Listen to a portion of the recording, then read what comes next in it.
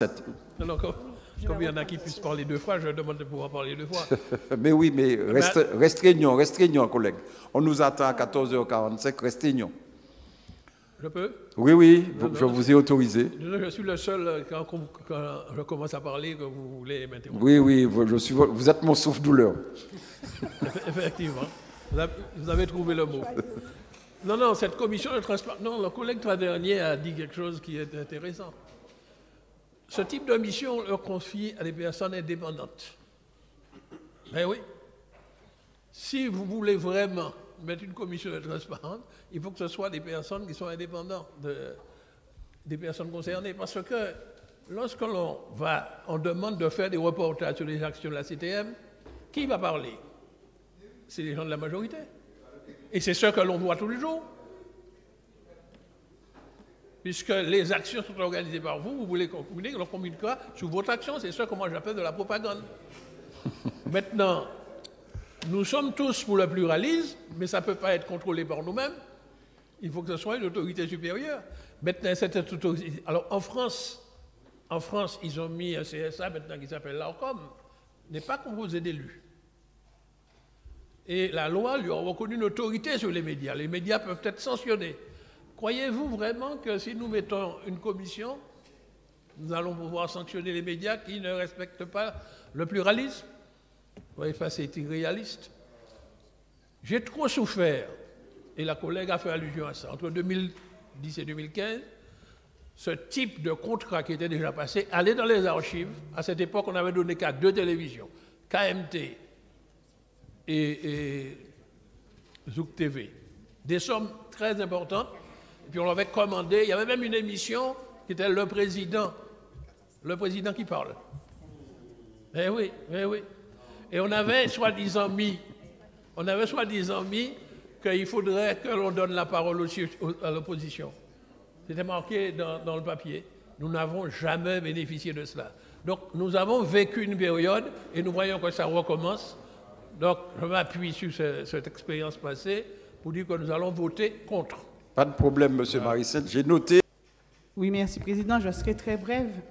Mais j'aurais quand même souhaité qu'on m'explique, si ce n'est pas de la propagande, quand on lit « faire partager les moments forts des manifestations locales, régionales, nationales et internationales dont la CTM est partenaire ». Est-ce que ce n'est pas de la propagande quand on dit « faire mention de la participation financière et exclusive de la CTM, de la collectivité territoriale, sur tous les documents écrits, sonores ou audiovisuels ». Est-ce que ce n'est pas de la propagande de dire diffuser et insérer le logo de la collectivité territoriale de Martinique de façon visible et lisible en respectant strictement des chartes graphiques et j'en passe. Effectivement, sur la méthode, il y a un problème. Tout à l'heure, le collègue Carole parlait d'appels à projets. Si effectivement on faisait des appels à projets et que ces établissements, ces télévisions répondaient sur cet appel à projets, il n'y aurait rien eu à dire. Mais dans ce cadre-là, il me semble que tout ce qui est dit ici prend tout à fait le caractère de propagande. Merci. Moi, je vais lancer les débats à la coutume, parce que le PCE est revenu. Merci qu'il est revenu pour ça. Je suis résolument contre. Parce que ce qu'on veut faire, c'est financer avec l'argent du contribuable les émissions de propagande pour la politique que vous menez. Et souvenance qu'entre 2010 et 2015, une première tentative avait déjà été faite avec les 2 télévisions privées, ce sont KMT et Zouk TV. Et c'était justement pour cibler des émissions où on permettrait au président du conseil régional de l'époque de venir exposer, faire la propagande sous sa politique avec l'argent des contribuables. Nous sommes contre cela.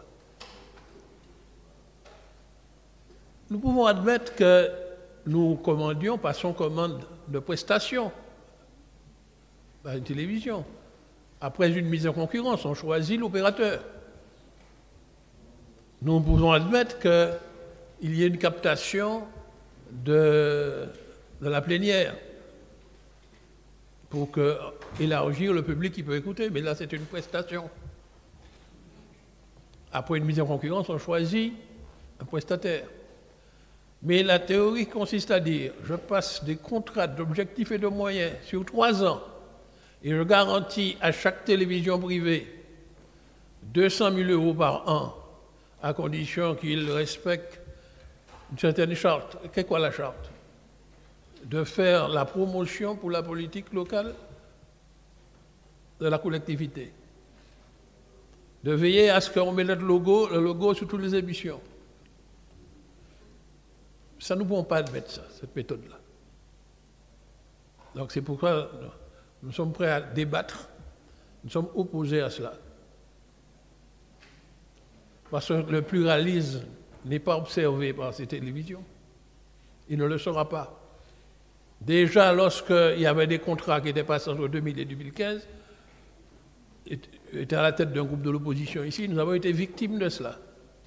Donc je veux que les contribuables sachent.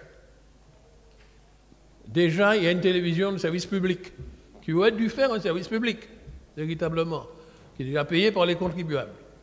Et puis il y a des gens qui ont choisi une télévision commerciale, ils ont d'autres modes de financement qu'un financement régulier avec de l'argent public. Ce sont des entreprises, si nous leur commandons un travail, nous le payons, mais nous ne pouvons pas faire un contrat d'objectifs et de moyens avec des entreprises privées. C'est des marchés que nous devons passer pour des prestations. On est fini.